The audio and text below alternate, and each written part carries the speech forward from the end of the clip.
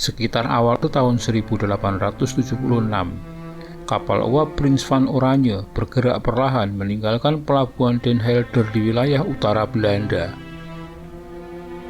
Kapal itu mengangkut ratusan serdadu bayaran dari berbagai negara untuk ditugaskan ke Hindia Belanda. Kapal tersebut memang menjalani rute Belanda ke Batavia di Hindia Belanda.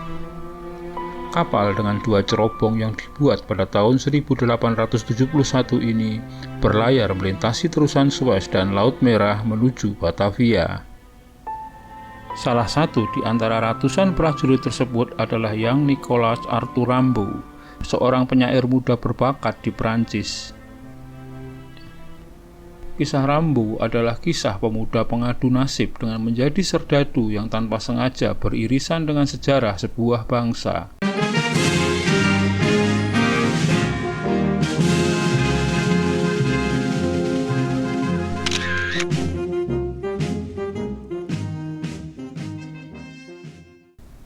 Namun sebelum dilanjutkan video ini, mohon bantuannya untuk mengklik tombol subscribe di bawah ini. Bagi Anda yang belum berlangganan channel ini, guna bersama-sama membangun channel ini dan agar Anda tidak ketinggalan update terbaru dari channel ini.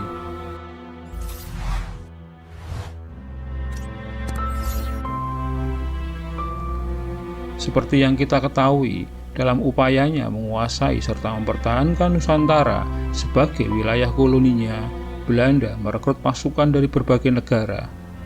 Dengan iming-iming gaji besar, perempuan pribumi yang cantik dan eksotis serta nikmatnya menghisap rokok kretek kaya rempah, ribuan pemuda dari berbagai negara tergoda berbondong-bondong mendaftar. Dan salah satu personil pasukan asing yang ada di tubuh militer Belanda kala itu adalah si bocah Prancis yang Nicolas Arthur Rimbaud, seperti yang disebutkan di awal. Rimbaud adalah anak kedua pasangan Kapten Frederick dan Vitaly Cuif. Kapten Frederick sendiri adalah anggota militer Prancis dan pernah ditugaskan di Aljazair. Rimbaud kecil tumbuh menjadi anak yang cerdas tanpa bimbingan sang ayah yang ditugaskan di luar negeri. Gurunya menjulukinya sebagai si jenius. Ia seorang bintang di sekolahnya. Prestasinya cukup mentereng. Pada saat usianya yang baru 15 tahun misalnya, Rimbaud menjuarai kontes akademik lewat puisi Var Erat, The Angel and the Child. Sayangnya si jenius ini salah pergaulan. Ia kemudian menjadi pecandu alkohol. Ia juga terlibat skandal asmara sejenis dengan penyair Paul Verlaine. Setelah hubungan asmaranya dengan Verlaine kandas, hidup Rimbaud makin hancur. Ia makin tenggelam dalam alkohol. Saat markas besar militer kerajaan Belanda membuka rekrutan baru untuk prajurit yang akan dikirimkan ke medan perang di Aceh, Rimbaud memutuskan untuk mendaftar. Ia mendaftar untuk posisi sebagai serdadu bayaran di Kesatuan Koninklijke Nederland-Indisch Leger atau KNIL pada tahun 1876. Uang kontrak saat ia bergabung sebesar 300 gulden, jumlah yang besar kala itu, setara dengan gaji setahun seorang buruh perkebunan. Rimbaud dan para serdadu lainnya tiba di Batavia pada 22 Juli 1876. Rimbaud bersama 5 orang warga Prancis lainnya mendapat penugasan di Salatiga, Jawa Tengah. Nyali Rimbaud menjadi ciut saat mengetahui batalion tempatnya bertugas merupakan batalion tempur yang berisi para veteran Perang Aceh. Dari merekalah Rimbaud mendengar kejamnya Perang Aceh, tentang para pejuang Aceh yang bergerak seperti hantu dan tidak kenal menyerah, atau tentang alam Aceh yang keras dan tidak bersahabat yang membuat hanya sedikit prajurit yang bisa pulang dengan selamat. Mental Rimbaud hancur mendengar semua itu. Ia ketakutan memikirkan nasibnya.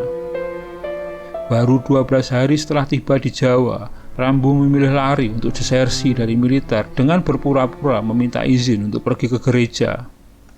Dengan menggunakan dokar, ia sampai di pelabuhan Semarang.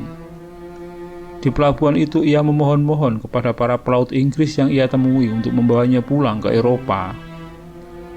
Rimbaud akhirnya tiba di Prancis pada 9 Desember 1876. Memang kala itu banyak serdadu Eropa yang kecewa sesampai di Jawa. Mereka tak pernah membayangkan medan tempur yang akan mereka hadapi akan sekeras dan sekejam itu. Apalagi faktanya kemudian apa yang dijanjikan kepada mereka semisal gaji atau fasilitas lain tak ditepati pemerintah Belanda. Tapi memang hanya sedikit yang kemudian desersi seperti Rambo. Kisah lain warga negara Prancis anggota KNIL yang ditugaskan di Hindia Belanda adalah kisah Gigi Roy.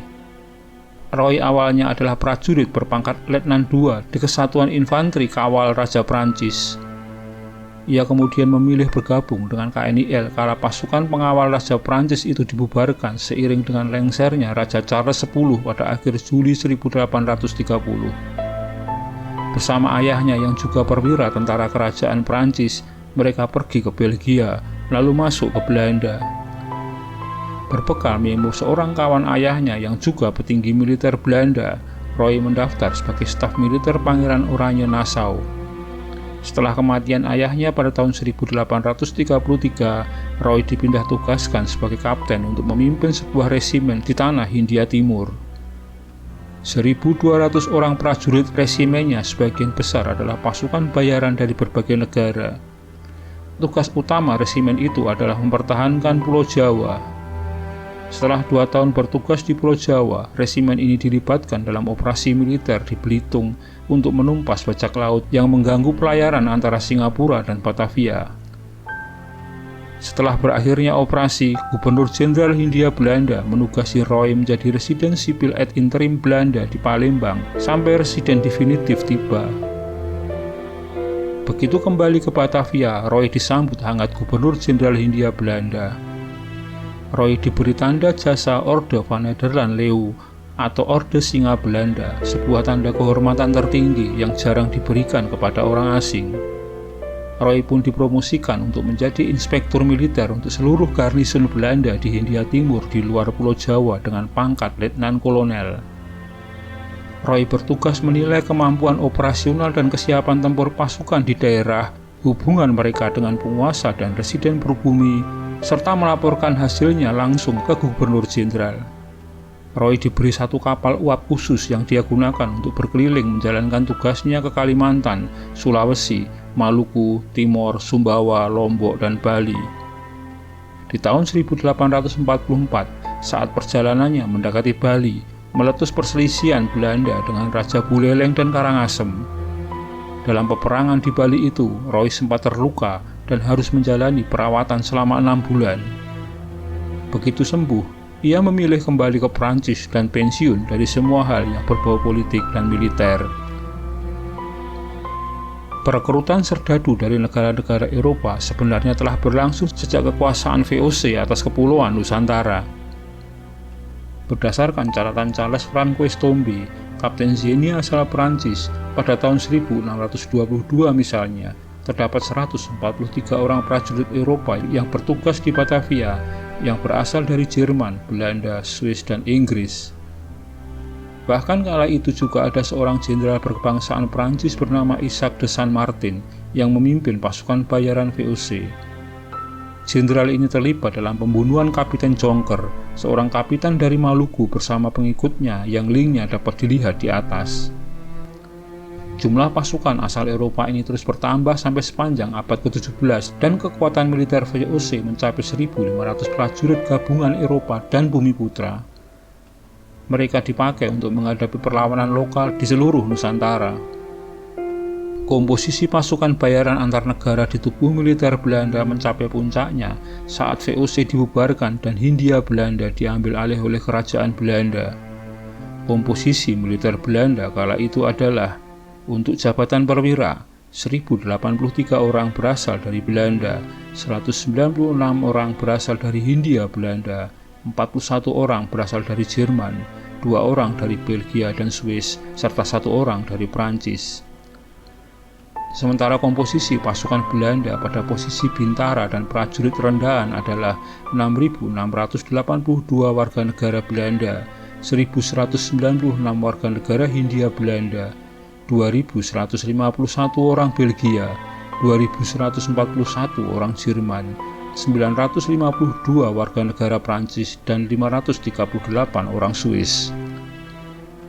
Di tahun 1914, karena kondisi keuangan yang memburuk, pemerintah Belanda akhirnya menghentikan rekrutmen serdadu bayaran asal Eropa untuk KNIL.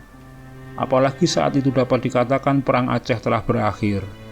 Namun pendaftaran bagi personil pasukan yang berasal dari pribumi Nusantara tetap dibuka. Pribumi Nusantara yang direkrut sebagai prajurit akan membuat kondisi politik daerah menjadi aman serta stabil, dan mereka bersedia dibayar jauh lebih murah daripada para tentara bayaran Eropa. Demikian sekilas tentang prajurit bayaran Eropa di militer Belanda pada masa kolonial. Terima kasih telah menyaksikan video ini hingga selesai, semoga bermanfaat.